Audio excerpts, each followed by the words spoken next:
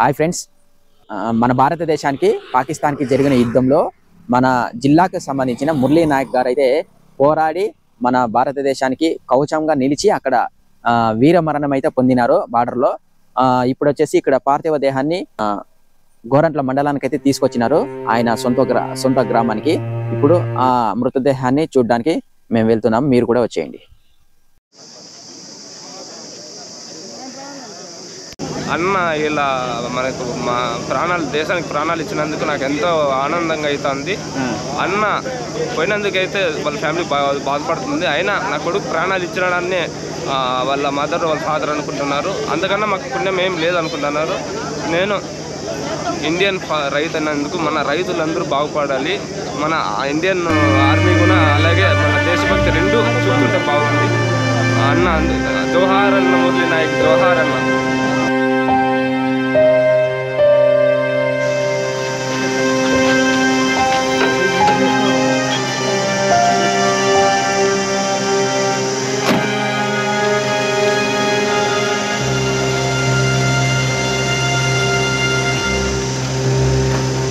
బెంగళూరు నుండి ఇదే వాహనం ద్వారా మృతదేహాన్ని తీసుకెళ్తున్నారు.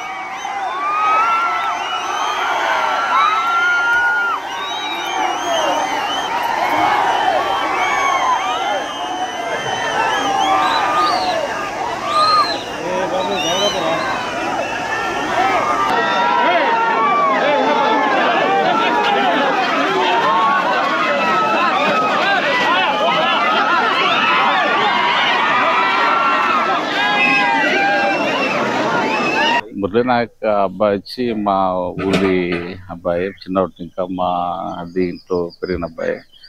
వాళ్ళ ఫాదర్ మేమంతా ఒక ఏజ్ పర్సన్స్.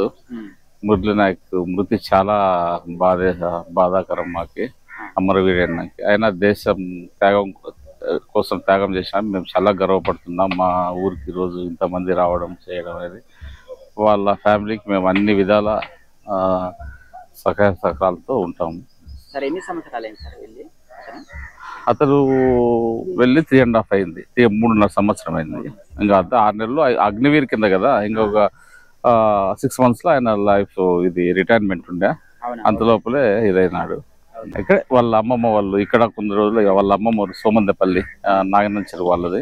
సోమందపల్లిలో కొద్ది రోజులు చదువుకున్నాను. తనది ఇప్పుడు 24 years. అంతే. భోజనం మొత్తం మా ఊరికి ఇంతమంది పోలీసు పబ్లిక్ రావడం కదా, అంత భోజనం అంతా మనమే అరేంజ్ చేస్తాం. మురళీ నాయక్ మీ అనుబంధం ఎలా ఉంది? చిన్నప్పటి నుంచి చాలా చూసిన అబ్బాయి. ఇక్కడే మన పొలంలోనే క్రికెట్ ఆడుకుంటూ చాలా హ్యాపీగా ఉండేవాడు. క్రికెట్ అన్నప్పుడు మాత్రమే ఇక్కడ కనిపించేవాడు అబ్బాయి. ఎక్కువ అమ్మమ్మ వాళ్ళ ఇంట్లో ఉండేవాడు. సోమందేపల్లిలో విజ్ఞాన్ స్కూల్లో చదువుకొని వద్దు నాన్న అంటే, మా యాక్చువల్గా అంటే వాళ్ళ ఇంట్లో బయటకు పంపించాలంటేనే ఇష్టపడ్డారు అనమాట. వాళ్ళమ్మ వద్దు నాన్న, ఉన్నది ఒక్కగానొక్క కొడుకు, వెళ్ళొద్దు అంటే, లేదమ్మా వాళ్ళ అమ్మమ్మ చెప్పిందంట.